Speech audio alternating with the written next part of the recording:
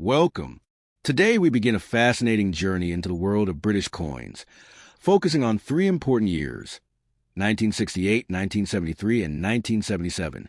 These coins may look simple, but each carries a story of history, culture, and identity. Instead of treating them as separate pieces, we will blend their stories together, because that's how history truly flows. Let's uncover the meaning behind these remarkable coins. For centuries, Britain's currency system was extremely complicated. 1 pound was made up of 20 shillings, and each shilling had 12 pence. That meant 1 pound equaled 240 pence. Everyday calculations were difficult, especially for ordinary people. By the 1960s, the system was outdated and confusing. In response, the government introduced decimalization. This was a major reform that made 1 pound equal to 100 new pence. Easier to use, easier to calculate, and more modern. The 10 pence coin became a central part of this new system. The first year of issue, 1968, was a historic moment. The coin was introduced even before decimal day officially arrived in 1971. By the time decimalization launched, people were already familiar with the 10 pence coin. The year 1968 introduced the coin to the public. Collectors quickly noticed it was much larger than most modern coins, made from cupronickel, with a crown lion on the reverse and Queen Elizabeth II on the obverse. It felt bold, new, and symbolic of modernization. By 1973, Britain had already embraced decimalization. That year, however, carried a second historical meaning. Britain officially joined the European Economic Community, the early version of a European Union. Even though the design of the 10 pence coin did not change, its date connected it to this major step in Britain's role in Europe. A 1973 coin is like holding a reminder of a new international chapter. Then we arrive at 1977, a year of royal celebration. It marked the silver jubilee of Queen Elizabeth II, celebrating 25 years on the throne. The standard 10 pence coin remained the same in design, but the date itself tied it to a year filled with pride, parades, and commemorations. Collectors often see the 1977 issue as more than just currency. It represents a symbolic royal moment in history. What makes these coins fascinating is how their design stayed consistent, yet their meaning shifted depending on the year. On one side, the portrait of Queen Elizabeth II provides a sense of continuity. In 1968, she appeared as a young monarch leading Britain into a modern era. By 1973, her portrait symbolized stability, while the country joined a new European community. In 1977, her image became part of global celebrations of loyalty and tradition during the Silver Jubilee. On the other side, the crown lion remained a powerful symbol of Britain. In 1968, it reflected confidence in modernization. In 1973, the lion's strength suggested Britain's secure place on the international stage. In 1977, the same lion seemed to roar with royal pride, echoing the celebrations of the Jubilee year. The design itself never changed, yet the meaning transformed with each date. That is what makes numismatics, coin collecting, such a rich experience. The same piece of metal can represent different emotions, events, and milestones depending on its year of issue. Of course, history is only one part of the story. Another important element is value. These coins are not extremely rare, but their prices vary depending on condition. For the 1968 10 pence coin, circulated examples may sell for $1 to $2, around 280 to 560 Pakistani rupees. But uncirculated coins, still bright and untarnished, can reach as high as $15, which is about 4,200 rupees. The 1973 10 pence is also modest in circulated condition, worth $1 to $2, but in uncirculated grade it rises to between $5 and $10, equal to 1,400 to 2,800 rupees. The 1977 10 pence is common in circulation, selling for about $1 to $2, but uncirculated examples range from $5 to $12, or 1,400 to 3,360 rupees. Beyond the standard coin, special commemorative Jubilee crowns from 1977 can reach $8 to $20, around 2,250 to 5,600 rupees. The exact value depends on condition, rarity, and collector demand. But what excites collectors is not just the money. It's the chance to own a physical piece of history, to hold in the palm of their hand a story that connects them to the past. This was only the beginning of the journey into the 10 pence coins of 1968, 1973, and 1977. We've seen how these years connect together. Through decimalization, Britain's entry into Europe, and the Queen's Silver Jubilee. In each coin, the same design takes on new meaning, shaped by the history surrounding it. In the next part, we will go even deeper, exploring the changing portraits of the Queen, the details collectors search for, and the ways these coins are preserved and valued worldwide. Stay tuned for Part 2, where the story continues.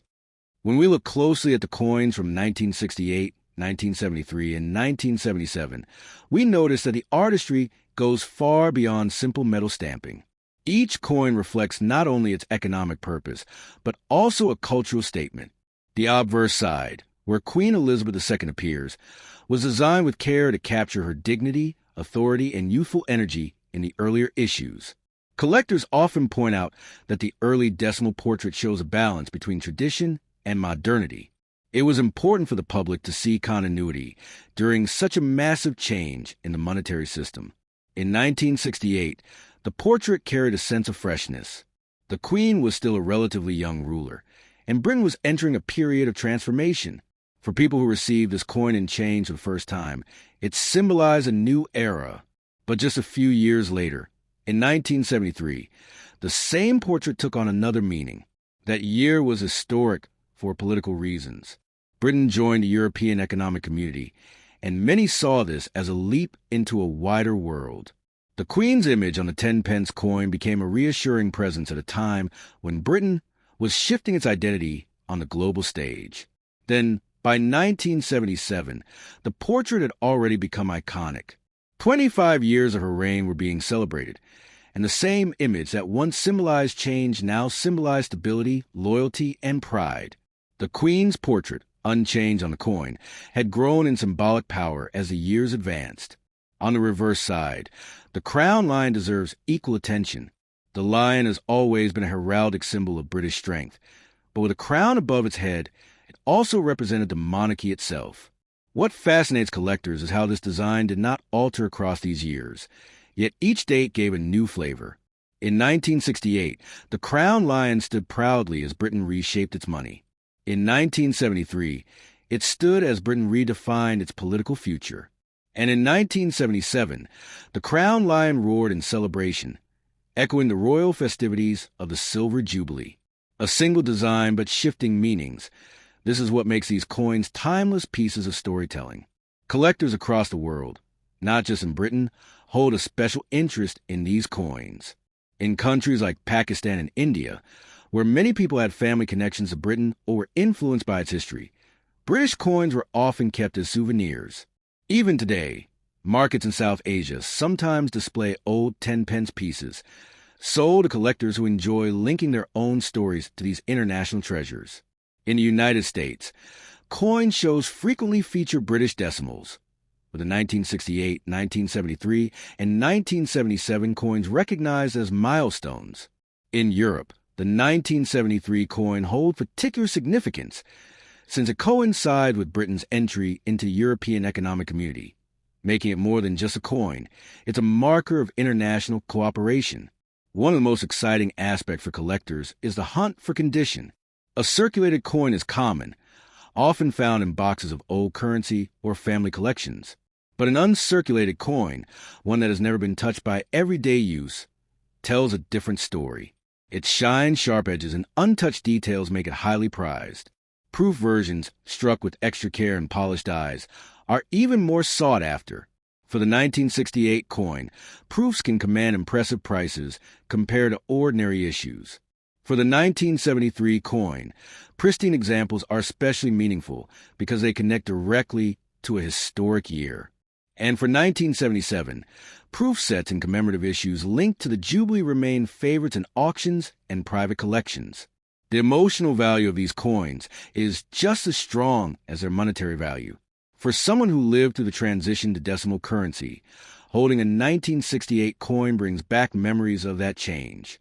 For someone who remembers Britain's entry into the European community, a 1973 coin is a tangible reminder of that event.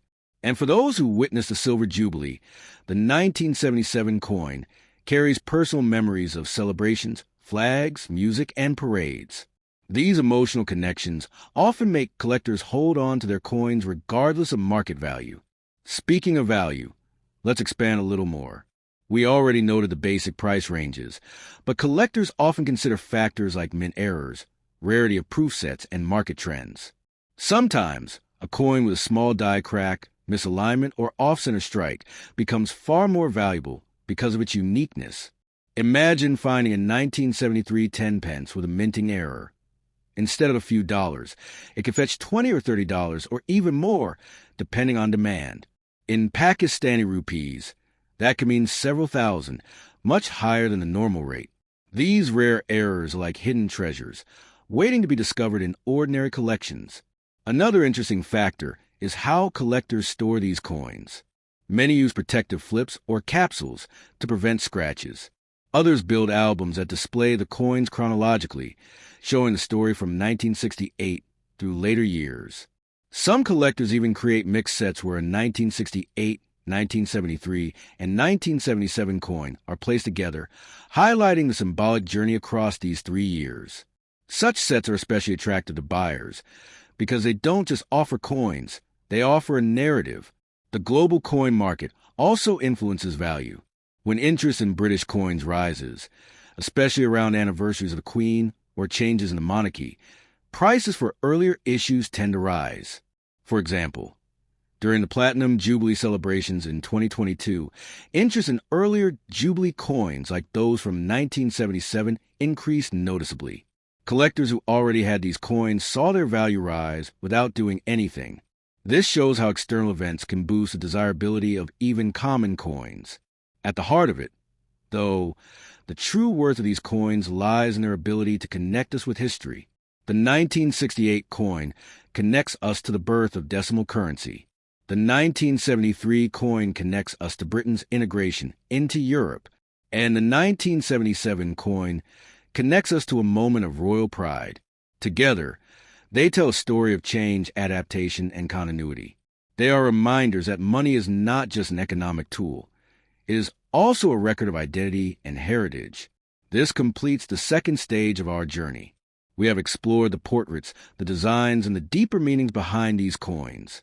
We have seen how collectors across the world cherish them, how condition and errors affect value, and how emotions play as big a role as money in collecting. In the next part, we will move further into the historical background of Britain during these years, comparing public reaction, looking at special editions, and exploring how these coins fit into the broader narrative of 20th century history. The story of 1968, 1973, and 1977 is far from over. Looking back at the 3 years, 1968, 1973, and 1977, we can see how closely these coins are tied to the rhythm of British history. They were not simply pieces of money that changed hands in shops and markets. They were silent witnesses to events that shaped an entire generation. To understand their importance, it helps to imagine the atmosphere of Britain in those times and how the coins fit into the everyday lives of ordinary people. In 1968, the change from the old pounds, shillings, and pence to the new decimal system was more than just a financial adjustment. It was a cultural shock. For centuries, the old system had defined trade, wages, and household budgeting. Suddenly, the government asked people to think in a completely new way.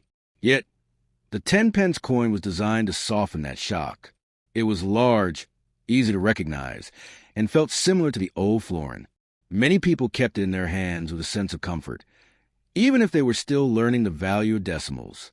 Over time, the coin became a symbol of Britain's ability to move forward without losing its traditions.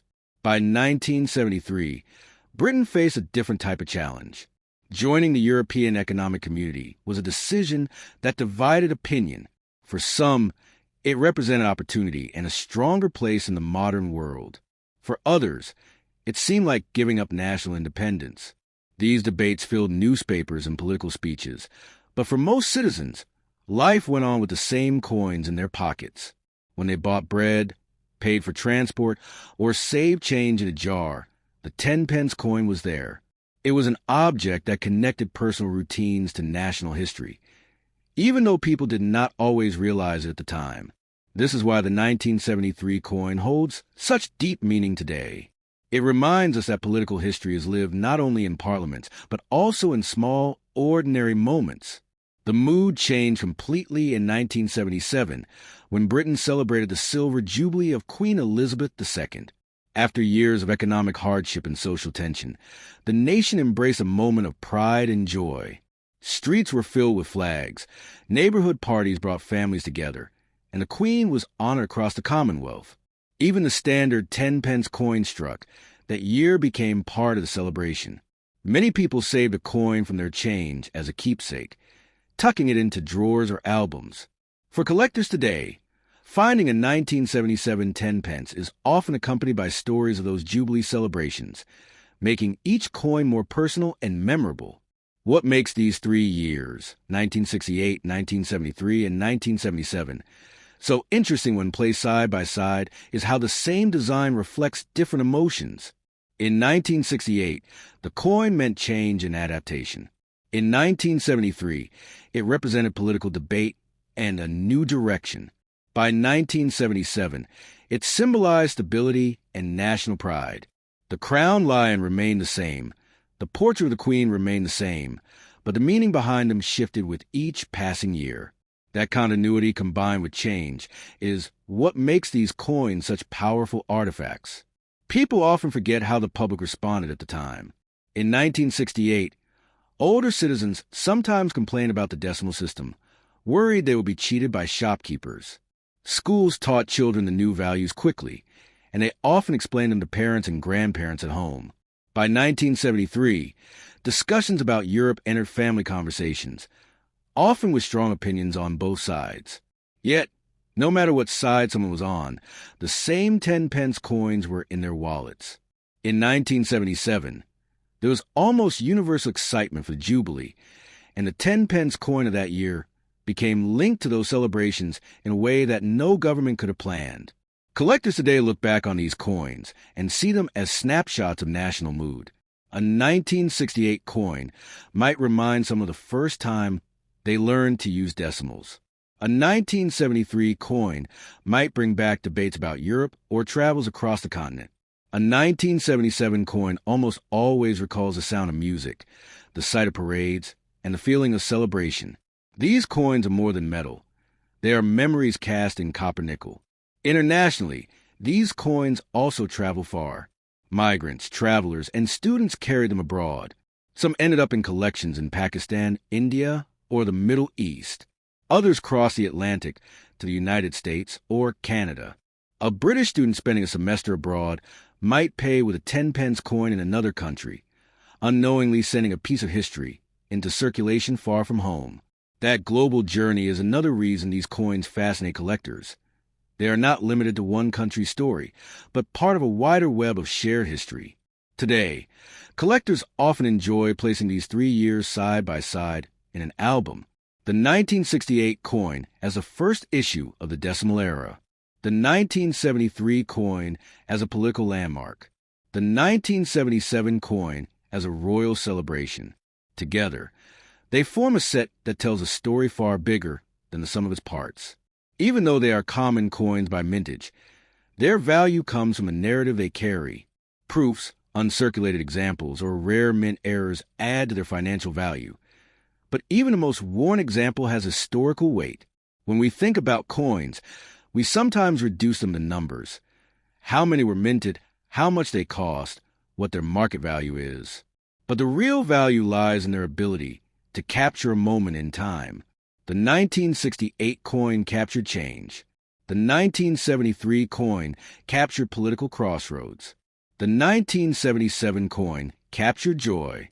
They are miniature history books, small enough to fit in a pocket, yet rich enough to tell stories that still matter decades later. This brings us to the close of the third stage in our exploration. We have revisited the background of Britain in these 3 years, imagined how the public experienced them, and understood how the coins became part of that story. In the final part, We will focus on collector values, international markets, and practical advice for preserving and appreciating these coins today.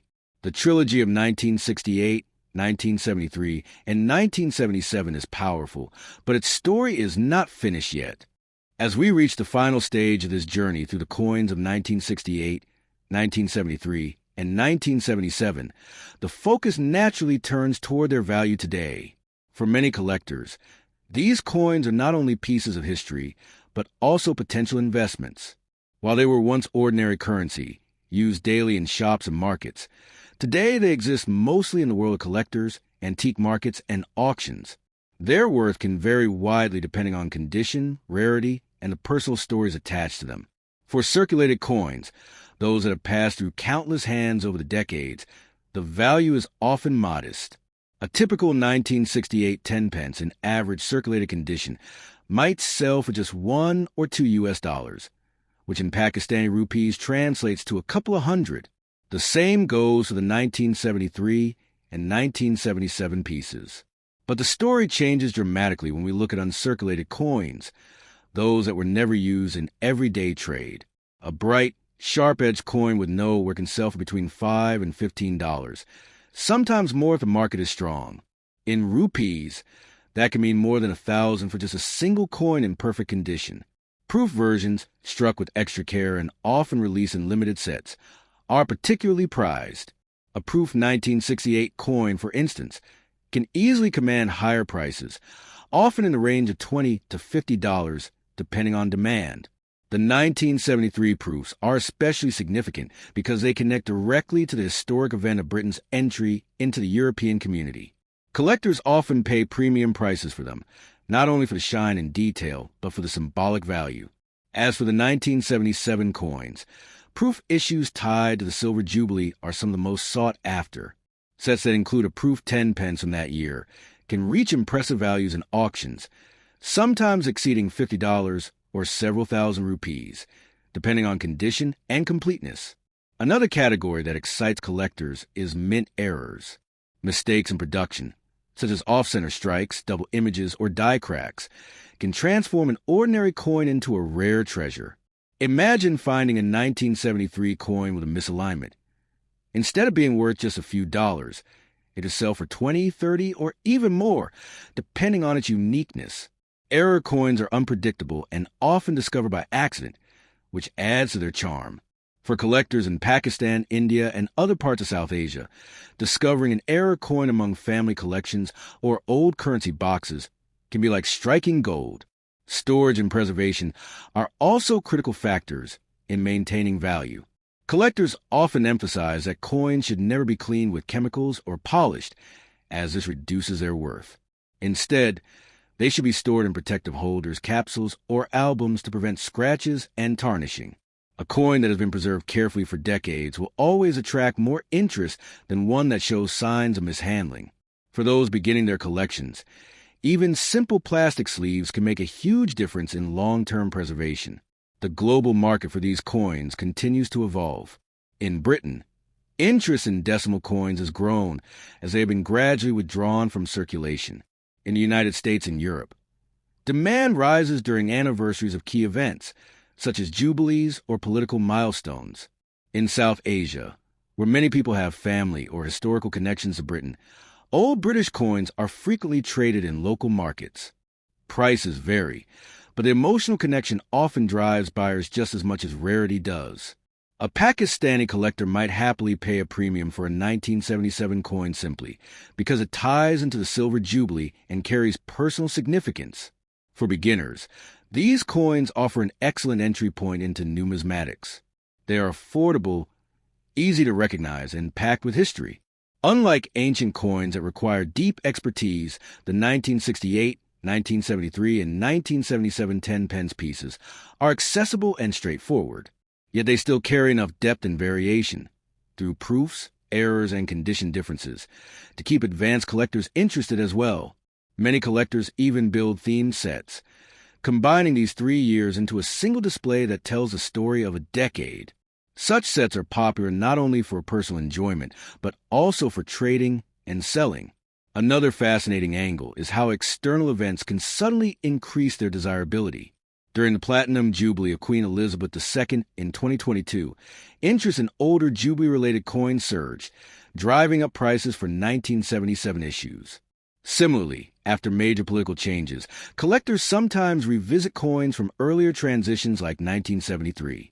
This shows that the market value of coins is not fixed. It moves with cultural memory, anniversaries, and historical reflections. A coin's worth can rise not only because of scarcity, but also because of renewed relevance. Ultimately, however, the true value of these coins cannot be measured only in dollars or rupees. They carry emotional and historical weight that often exceeds their market price.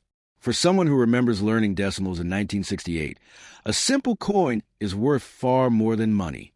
For someone who lived through the debates of 1973, holding that year's coin is like holding a political conversation from the past. For someone who danced in the streets during the Silver Jubilee of 1977, the coin is a personal keepsake of joy. These human connections are what make numismatics such a meaningful pursuit. As we conclude this exploration, we can see that the coins of 1968, 1973, and 1977 are not just metallic discs. They are living memories, small artifacts that link us to the passage of time. They witnessed change, unity, and celebration. They traveled across continents, touched the lives of millions, and today they sit in collections, drawers, and albums as reminders of a shared past. Whether valued at a few hundred rupees or several thousand, their importance lies in the stories they carry. The journey from 1968 to 1977 shows us that coins are more than currency. They are storytellers, symbols, and companions of history. For collectors, they are treasures. For historians, they are records. And for all of us, they are connections to the people and events that shaped the 20th century.